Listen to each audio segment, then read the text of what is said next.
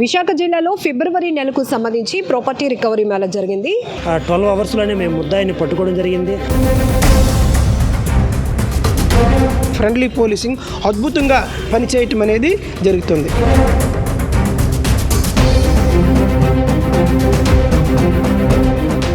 విశాఖ నగర police commissioner doctor Shankhabrata బగ్జీ గారి ఆధ్వర్యంలో ప్రతి నెల కూడా ఎవరైతే బాధితులు ఉంటారో తమ విలువైన వస్తువులు, వాహనాలు, ఇట్లా డాక్యుమెంట్స్ ఇలాంటివన్నీ పోగొట్టుకొని పోలీసులను ఆశ్రయించినప్పుడు మోరల్గా ముందు వాళ్ళకి సపోర్ట్ ఇస్తూనే కొద్ది రోజులు మీరు టైం ఇస్తే కనుక ఖచ్చితంగా మీ ప్రాపర్టీ మీ చేతులకు అప్పచెప్తాము అంటూ భరోసా ఇస్తున్నారు వైజాగ్ పోలీసులు.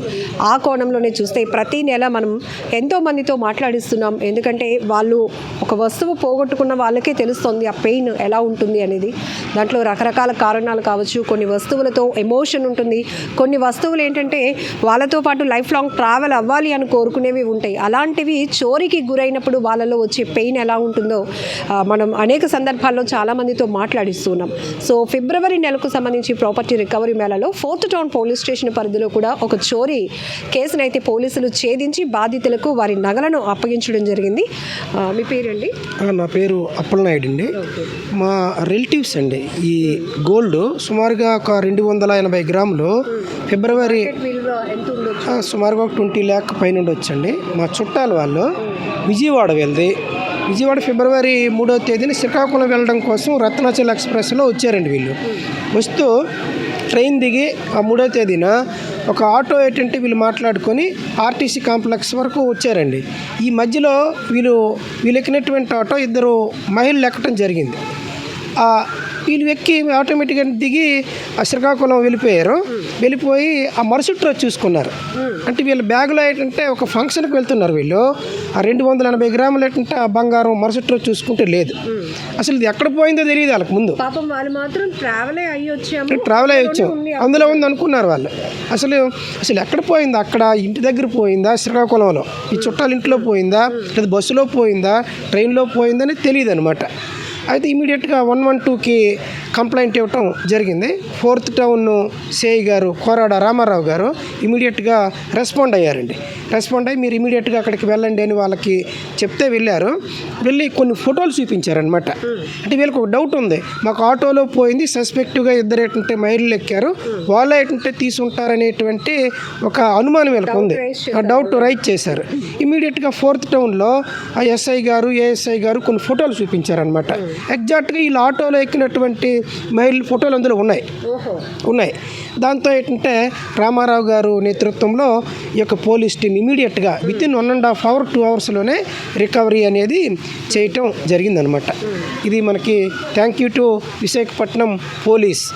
ఈ ఆటోలో వాళ్ళతో పాటు ప్రయాణించి చోరీకి చేసిన వాళ్ళు ఏ ఏజ్ గ్రూప్ ఉండొచ్చు?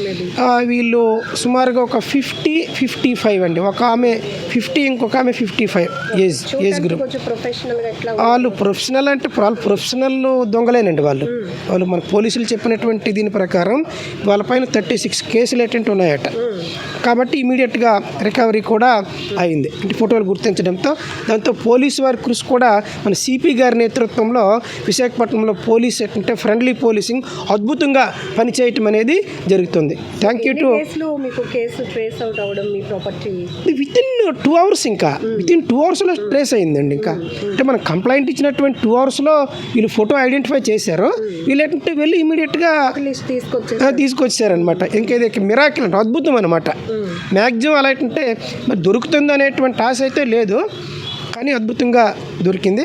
అది మనం ఖచ్చితంగా పోలీసు వారికి, విశాఖపట్నం పోలీసు వారికి, సిపి గారికి థ్యాంక్స్ చెప్పాలండి. ఇంకొక విషయం ఏంటంటే ఇప్పుడు బంగారం రేట్లు విపరీతంగా పెరుగుతున్నాయి, డిమాండ్ ఉంది, ఎక్కువ శాతం చోరీకి గురవుతున్న చైన్ స్నాచింగ్లు చూస్తున్నాం, ఇళ్ల దొంగతనాలు చూస్తున్నాం. ఇట్లాంటివన్నీ జరుగుతున్నప్పుడు కూడా ట్రావెలింగ్లో 280 గ్రాముల బంగారం తీసుకువెళ్ళటం అనేది ఖచ్చితంగా ఏంటంటే తప్పేనండి. వీళ్ళ వైపు నుండి కూడా ఏంటంటే అది తప్పు ఉంది. ట్రావెలింగ్లో ఏంటంటే బంగారం ఎక్కువగా ఏంటంటే తీసుకెళ్ళడం కూడా తప్పు. అంటే ఇలాంటి సంఘటనలు ఏంటంటే ఖచ్చితంగా చూడాలి. మన వైపు నుండి కూడా ముందు ప్రికాషన్ ఏంటంటే ఖచ్చితంగా తీసుకోవాలన్నమాట. అంటే ట్రావెలింగ్ చేసేటప్పుడు ఏంటంటే బంగారం తీసుకెళ్లకుండా ఉండటమే మ్యాక్సిమం ఏంటంటే మంచిది. దాన్ని ఖచ్చితంగా ఏంటంటే వీళ్ళ తప్పు కూడా ఇందులో ఉందండి. అదృష్టవశాత్తు రెండోది, అక్కడ ఫంక్షన్కి వెళ్ళారు, అక్కడ ఉన్న అట్మాస్ఫియర్ కూడా పూర్తిగా ఒక ఇబ్బందుల్లోకి వెళ్ళిపోతూ ఉంటుంది. ఎందుకంటే వీళ్ళ సంతోషం అందరూ షేర్ చేసుకుంటారు, కానీ వీళ్ళు పెయిన్తో ఉండేటప్పుడు అక్కడ కూడా అలాంటి పరిస్థితులు ఉంటాయి కదా. ఖచ్చితంగా ఉంటాయండి. ఖచ్చితంగా ఏంటంటే అక్కడ కూడా మీరు ఫంక్షన్కి వెళ్ళారు, మరి ఫంక్షన్కి మరి వెళ్ళలేదండి వాళ్ళు. ఇంక తిరిగి వైజాగ్ వచ్చేసారు. ఇంకా వచ్చేసేటంటే ఈ పోలీస్ స్టేషన్ దగ్గర కూర్చున్నారు ఇంకంతే. అది రికవరీ అవ్వటం ఏంటంటే మరి ఇంకా అది అదృష్టంగా భావించాలి. పోలీసుల కృషి కూడా అంటే ఇక్కడ నేను ఒకటే చెప్తున్నా, విశాఖపట్నంలో సిపి గారు ఏంటంటే విశాఖ ప్రజలకి ఒక దేవుడిలా ఏంటంటే ఆయన కనిపిస్తున్నారండి. అంటే ఇటు మీకు అటు సైబర్ క్రైమ్ కానివ్వండి, లేకపోతే ట్రాఫిక్ కానివ్వండి, లేకపోతే లా అండ్ ఆర్డర్ కానివ్వండి, లేకపోతే క్రైమ్ డిపార్ట్మెంట్ కానివ్వండి, ఈ 4 సెక్షన్లో కూడా చాలా అద్భుతంగా విశాఖ పోలీస్ ఏంటంటే పనిచేస్తుంది ఫ్రెండ్లీగా. ఇప్పుడు ఆ బంగారం పోయినప్పుడు ఒక 1 డే 2 డే అక్కడ పోలీస్ స్టేషన్లో ఉంటే చాలా ఫ్రెండ్లీగా ట్రీట్ చేశారండి వాళ్ళు. సో ముందు ఒక మోటివేషన్ కూడా అవసరం ఉంటుంది, ముందు ధైర్యం చెప్పాలి, ఖచ్చితంగా తర్వాత కేసులు ఛేదించి ప్రాపర్టీ ఖచ్చితంగా ధైర్యం చెప్పారు. లేదమ్మా అది దొరుకుతుంది, సిఐ గారు మీకు దొరుకుతుందమ్మా ఖచ్చితంగా అని ధైర్యం కూడా చెప్పారు.